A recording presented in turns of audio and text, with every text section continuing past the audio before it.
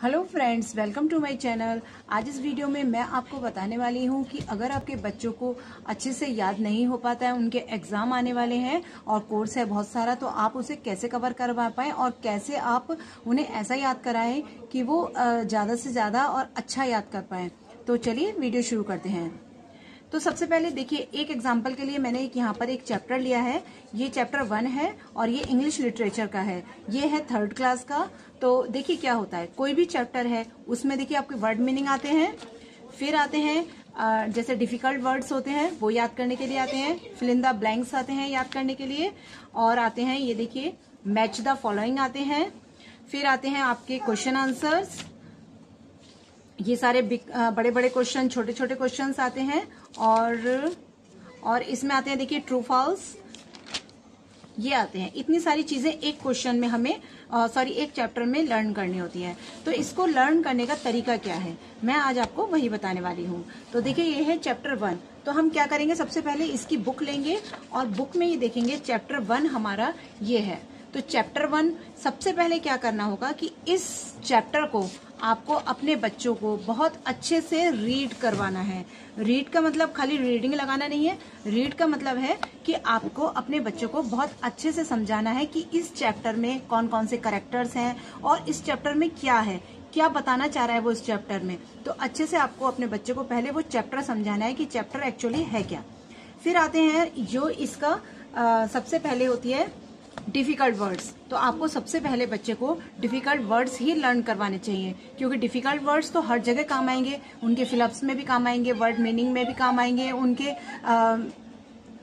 Question answer में भी काम आएंगे। तो सबसे पहले आपको याद करवाना है इनके डिफिकल्ट वर्ड्स, और उसके बाद आपको क्या करना है, इनके फिर आपको वर्ड मीनिंग याद कराने हैं। वर्ड मीनिंग जैसे एक ये है येल्ड, शाउटेड लाउडली। तो इस तरह से एक एक करके, अगर देखिए जैसे इसमें 7 है तो 7 की जगह आप पूरा 7 एक दिन में ना याद करा के इसको 2 पार्ट्स में डिवाइड कर सकते हैं। एक दिन 3 याद करा लीजिए, एक दिन 4 याद करा लीजिए, इस तरह से कर सकते हैं। ये आपके बच्चे की स्पीड ज्यादा ही कम है, तब आप क्या करें, 2-2 करके याद करा लीजिए। तो इस तरह से भी आप करा सकते हैं याद। उसके बाद आपको क्या काम करना है, ये होते हैं फिलअप्स। फिलअप्स आप याद मत कराइए, फिलअप्स आप अपने बच्चे से पूछिए। जैसे अगर आपने अपने बच्चे को अच्छे से चैप्टर पढ़वा रखा है, तब आप देखिए त्रिशूल dash on to the bus. तो त्रिशूल ने बस पर क्या किया, स्टेप्ड किया, यानी इस बस पर चढ़ा। तो अगर आपके बच्चे को पता है कि उसने बस पर क्या किया है, तो वो डायरेक्ट आंसर दे देगा स्टेप्ड। तो इसे अच्छे से रीड कराना है आपको। हर चीज रीड कराने से ही आधा जो हमारा चैप्टर होता है वो याद हो जाता है। उसके बाद बात करते हैं हम मैच।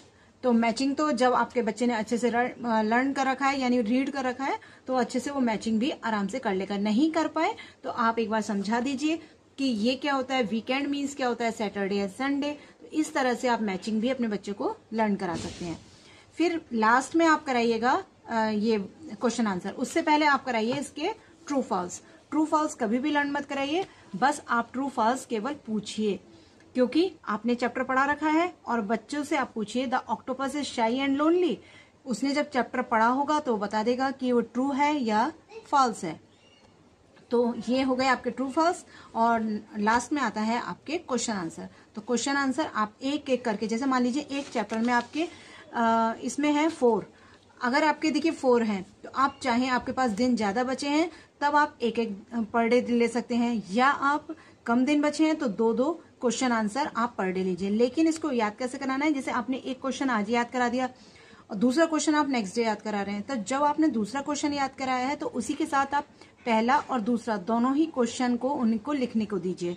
ऐसे जब आप तीसरे पे पहुंच जाए तो पहला, दूसरा, तीसरा तीनों ही दीजिए। ये नहीं कि आपने आज एक दिया है तो उसी को लिखने को दीजिए, सारे जितने भी आप दे चुके हैं वो सबको दीजिए। और कभी भी बच्चों का सरप्राइज टेस्ट आप घर पर ले लीजिए, जैसे कि आपने फिलअप्स करा रखे हैं, उनके वर्ड मीनिंग करा रखे हैं। इससे क्या होगा, बच्चा अवेयर भी रहेगा और आपको भी पता चल जाएगा कि क्या मैं जितना तैयार करवा रही हूँ, क्या बच्चा उसका आउटपुट दे पा रहा है, क्या बच्चा उतना मुझे सुना पा रहा है। अगर सुना पा रहा है तो उसे अच्छा लर्न हो पा रहा है, अगर नहीं सुना पा रहा है तो उसे दोबारा आप याद करने के लिए दीजिए। तो इस तरह से हम अपने बच्चों की एग्जाम की तैयारियां करा सकते हैं। आई होप आपको अच्छा लगा होगा। मिलते हैं नेक्स्ट वीडियो में। Thanks for watching.